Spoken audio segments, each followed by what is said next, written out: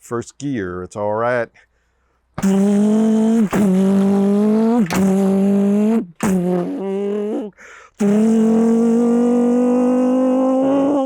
Yeah. Hi, I'm Rob. It's garage time.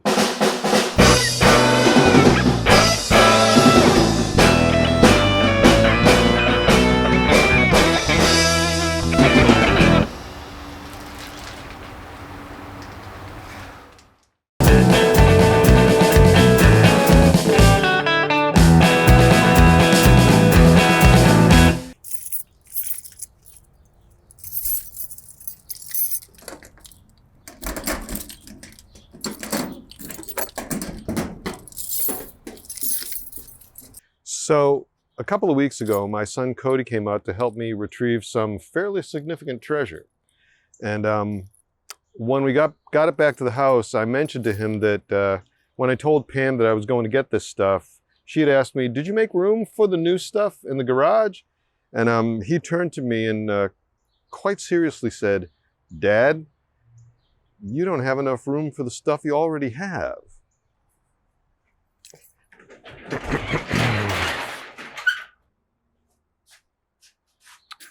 So I made it worse. Today, we are taking a ride to go retrieve some treasure. Over the course of the last week, I purchased two, count them, two, late 1960s Pontiac overhead cam 6s. A 230 cubic inch Sprint and a 250 cubic inch standard engine. So what I'm doing now is I'm going to Framingham to pick them up. My son is coming there to help me gather all the parts. The 230 cubic inch engine is a 4-barrel Sprint version. And like I said, the 250 is just the standard 165 horse version. So, yeah, let's go drive there. It's raining out pretty hard, so not optimal conditions for picking up an engine.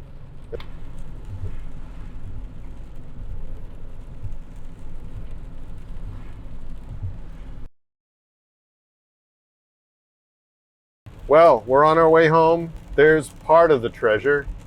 Right there in the back is a 1968 Pontiac single overhead cam 6. Cody's following me. He's got a whole bunch more treasure in the car, and we will inventory that when we get back to the house. So yeah, I'm psyched. Cool.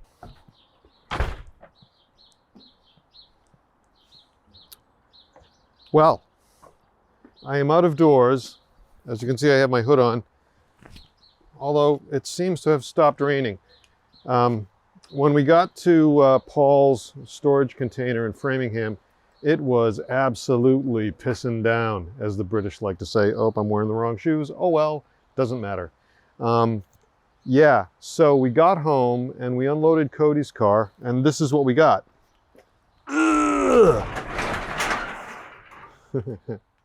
Right there is the bare block for a 230 cubic inch Pontiac overhead cam 6 Sprint. There is the cylinder head. The crankshaft is way back there. Here is a tote full of all the internals. Oops, it's raining again, damn it.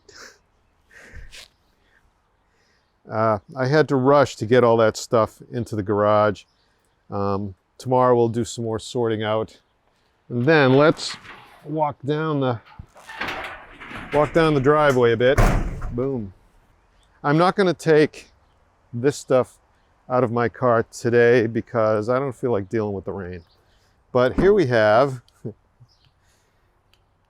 ta-da, a complete running 250 cubic inch Pontiac overhead cam 6. Right there. Right there is the 4-barrel intake manifold and split cast iron headers. for the 230 cubic inch Sprint. Right here we have the chrome air cleaner. Yeah, factory. And the Rochester Quadrajet that was on the 230 cubic inch Sprint. Am I going to use the Quadrajet? I don't know. We'll see. Maybe. You never know. I could. So yeah, let's come up here. Here's the there's the single barrel Rochester that is stock on the 165 horsepower version of this engine. Paul's chain, which I have to give back to him at some point. We unclipped it, we loaded it into my car, and then forgot that I had it. But the possibility is very high that I'm going back there because he's got a Saginaw 4-speed, and I want that too. So tomorrow, while it's sunny out, I will get that thing out of the back of my car in the reverse of how we got it into my car, which was not without trouble, and there was some comedy. Unfortunately, it was, as I said, it was pouring buckets. It was absolutely pissing down, and so I didn't want to hassle with any cameras or get any of my gear wet, but I got everything home. Count them, two single overhead cam Pontiac inline 6s. Yeah! Score! Let's go get a car. Ooh.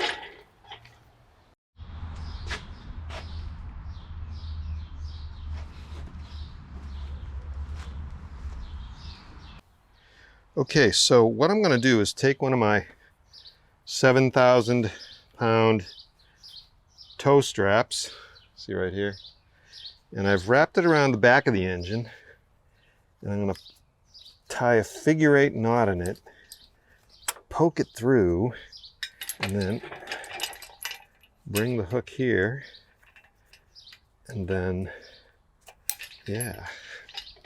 Let's lift up the back end of this engine.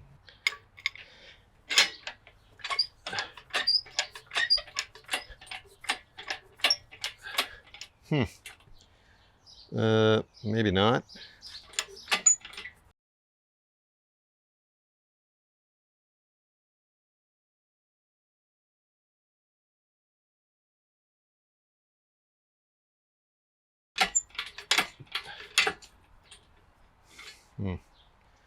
That ain't cool.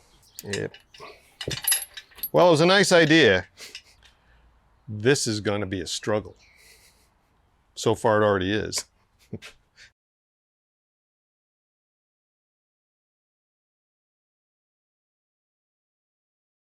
If the hook can't go to the bolt, let's bring the bolt to the hook.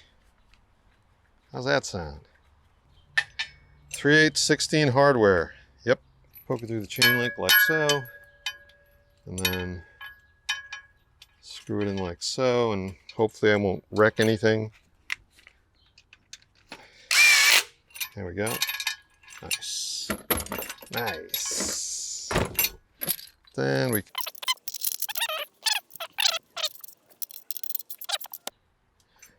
And there we go. Okay, let's see how this experiment works. On your mark, get set, go.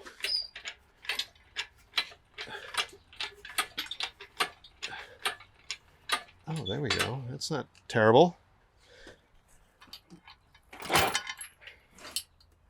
Yeah, okay. See if we can haul this thing back a little bit.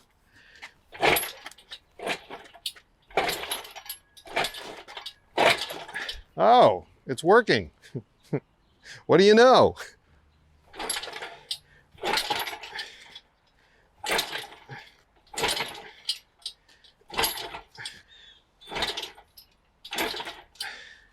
We don't want it to fall out of the back of the car, right? No, we do not. Let's not wreck the bumper. This is why you always have multiple blocks of wood laying around when you do mechanicking stuff. There we go. Nice. Okay. Onto there. And then, yeah.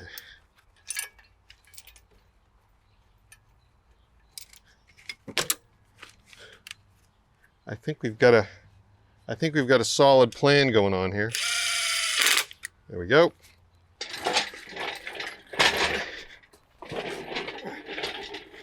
Yeah. There it is. Going up.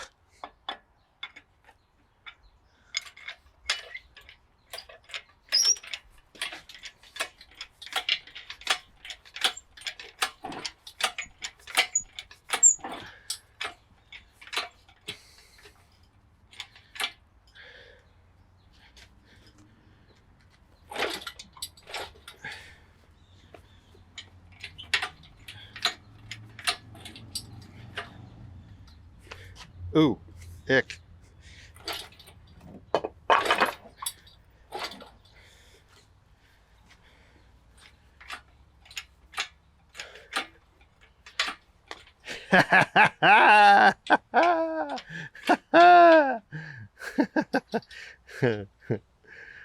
I'm a bloody genius. Put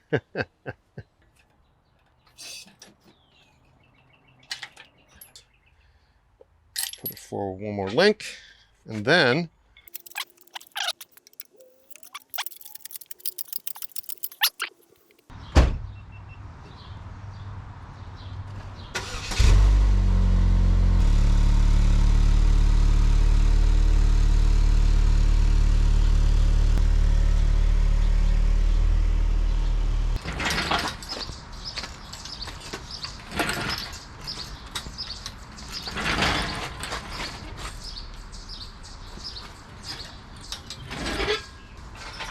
it's not swinging around quite so much.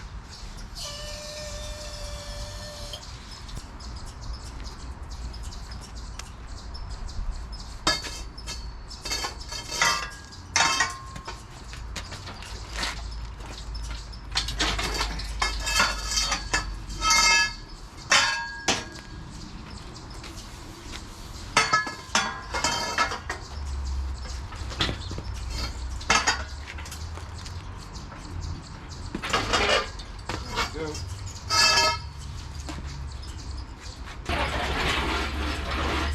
There. Let's do a quick inventory of the treasure that I have.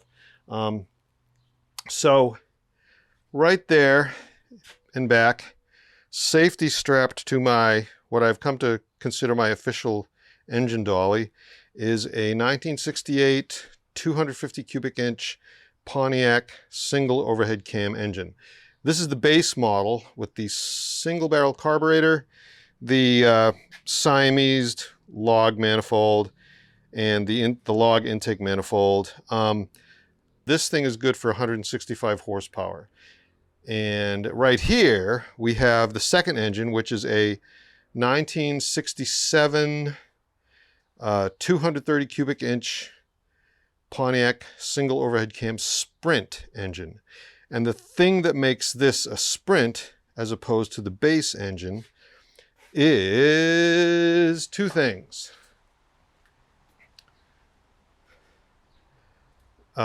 This intake and exhaust manifold, of course it's cast iron and weighs about 1,000 pounds. Come on. There we go. It's got, as opposed to the single barrel carburetor, it's got a 4-barrel carburetor, and instead of the Siamese log exhaust manifold, it's got two cast iron separate port headers. That's the intake manifold. Here is the 4-barrel carburetor that goes with it. Here is the factory chrome air cleaner that goes on this 4-barrel carburetor.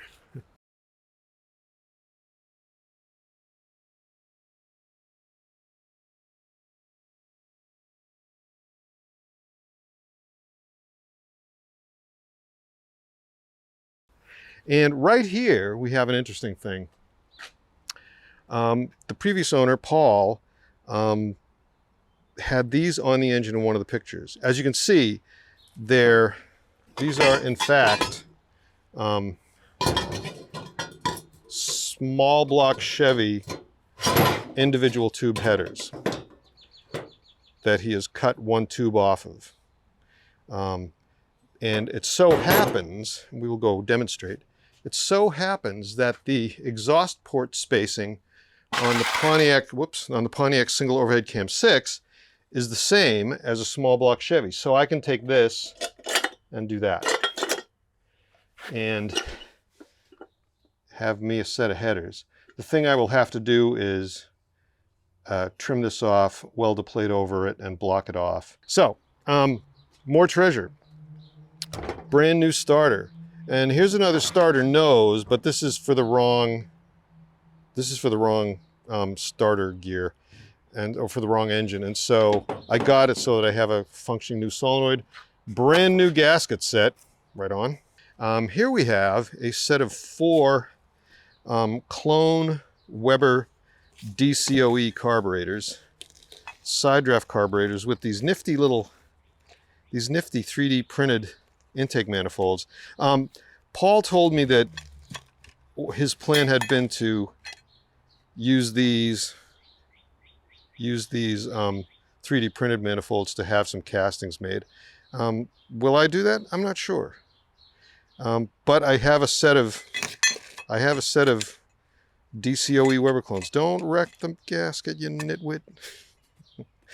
So here I have some aftermarket H-beam connecting rods. And his plan had been to use these in the 230 Sprint.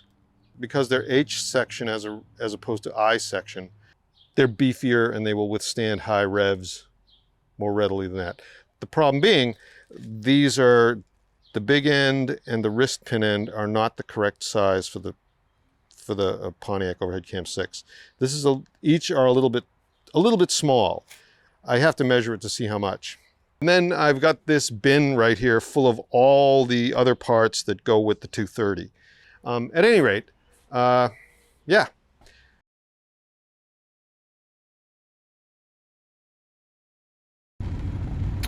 As you can see, it's bloody pouring out, and I am currently on my way home from retrieving a 4-speed Saginaw transmission from Mr. Paul Burke. I would have done videography of loading the transmission into the car, but once again I got soaked, so I didn't. But at any rate, we're going to go home, and I don't know if I'm going to unload it tonight because it's raining. Today, well, actually, I'm going to talk about last night. Backlight myself because, you know, that's just the thing that I do. Last night I went back to Paul Burke's storage space, the fine gentleman from whom I got those 2 Pontiac single overhead cam 6s, which makes me really excited. And last night I retrieved this. A little hard to see. Let's get in the car. It is a Saginaw 4-speed with a Hurst shifter. Yeah. It's got a Chevy bell housing so far, but I think I have a source for a Pontiac, a BOP bell housing that would go on one of those 6s. Gotta get it out of the car and roll it up into the garage. Here we have the infamous and ever wonderful Saginaw 4-speed. The Saginaw 4-speed is a light-duty manual transmission that was intended to be used with engines that were under 300 horsepower. So it was the General Motors transmission of choice for the 6-cylinder cars, including the Pontiac overhead cam 6. So what we're going to do right now is a little bit of a functional check. It came with this nifty and neat Hurst shifter with 2 levers. And I got to explain how that came to be. It took me a little bit while to figure it out, but I will explain that to you. But the first thing we're going to do is get down in here.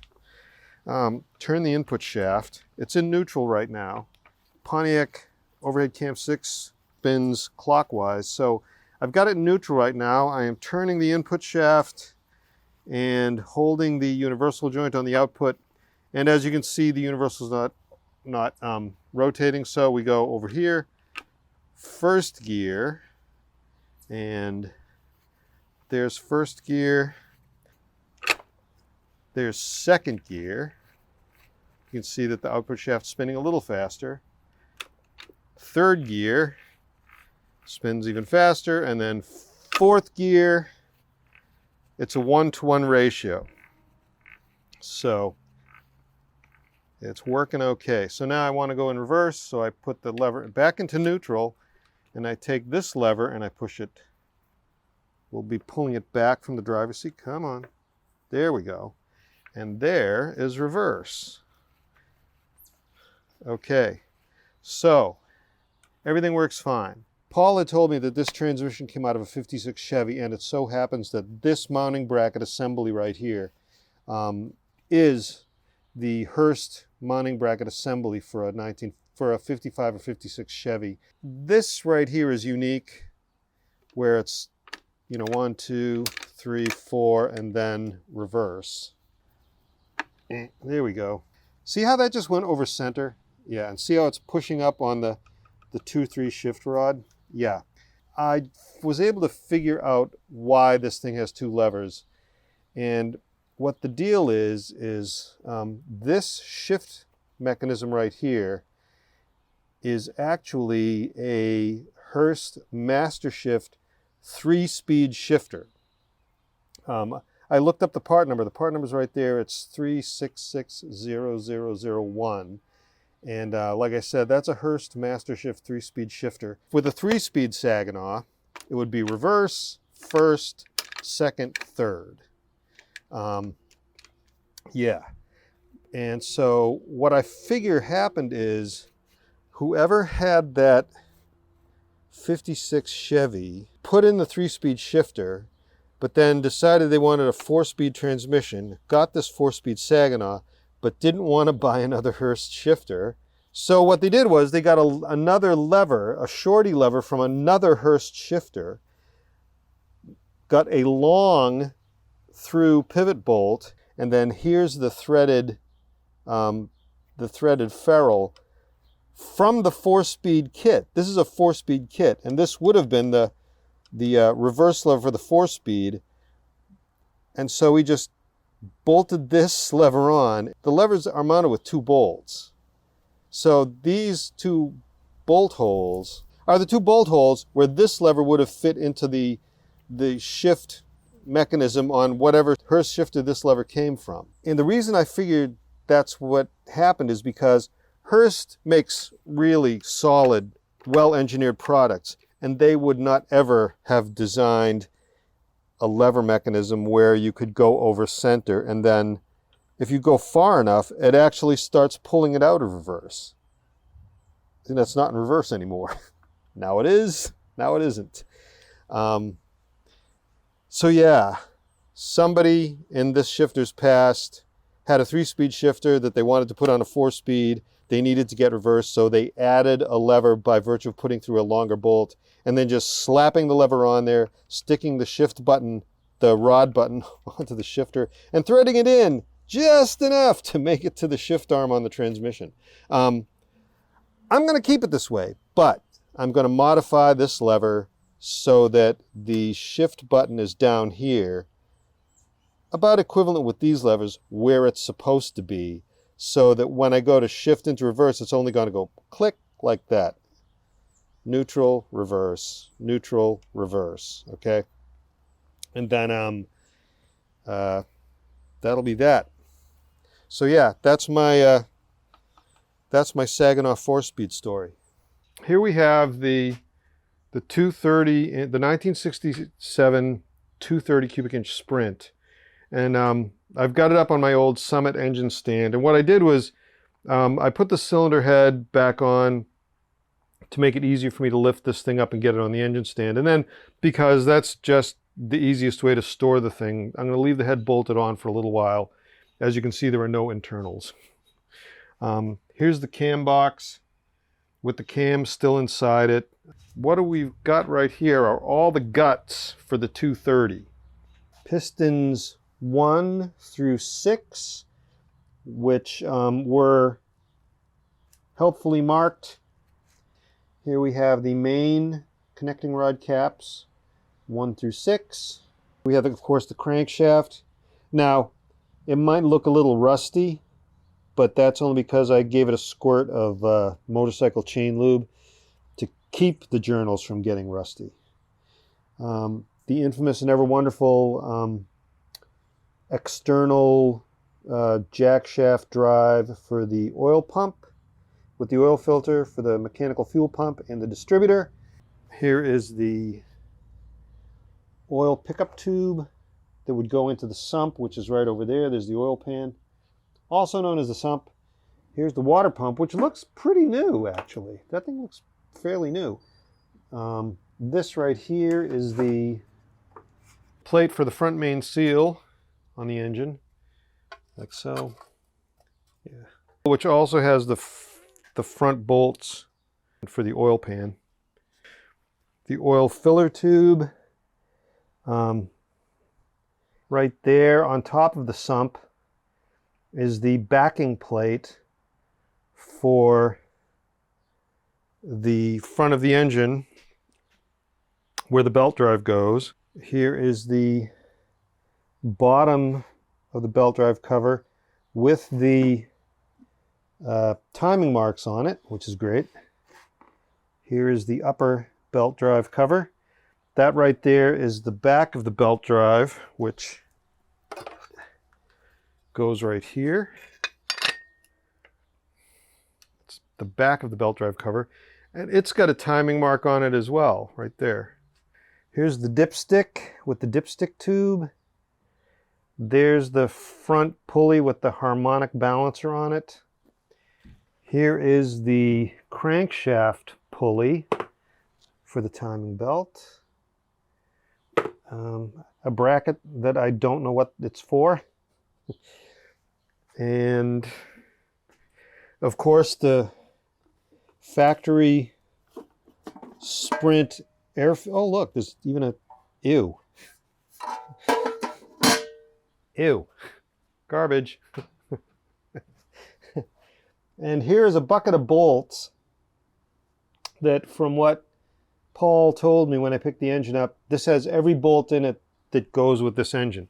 Right here, like I said, here we have the all the parts for the Sprint.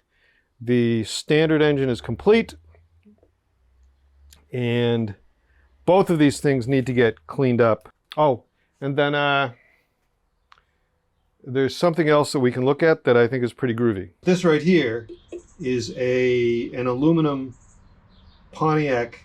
It's an aluminum BOP bell housing, specifically intended to go on the back of an overhead cam 6. And so I'm pretty psyched that I got that. It wasn't super expensive, and it got it pretty quick. And it, of course, it fits perfectly on the transmission. So I have right now 3 of my favorite engines. Well, I have 2 of my favorite engines. No, 3, because one's a 250, one's a 230, and there's my 4.2 Jag. So the Jag Special has plenty of cool engines to go around. Yeah, we'll see what I do with them. At any rate, as always, thank you for watching. Please like and subscribe, and I'll see you around the channel. 1, 2, 3, 4.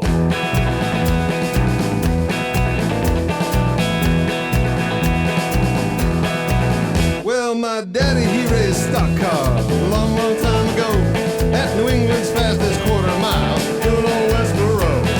He and Mom would rally around in their MGTD, but they bought a Porsche 356 the year my mom had me. I was raised by gearheads, this apple fell not far from under Daddy's tillage, messing around with cars.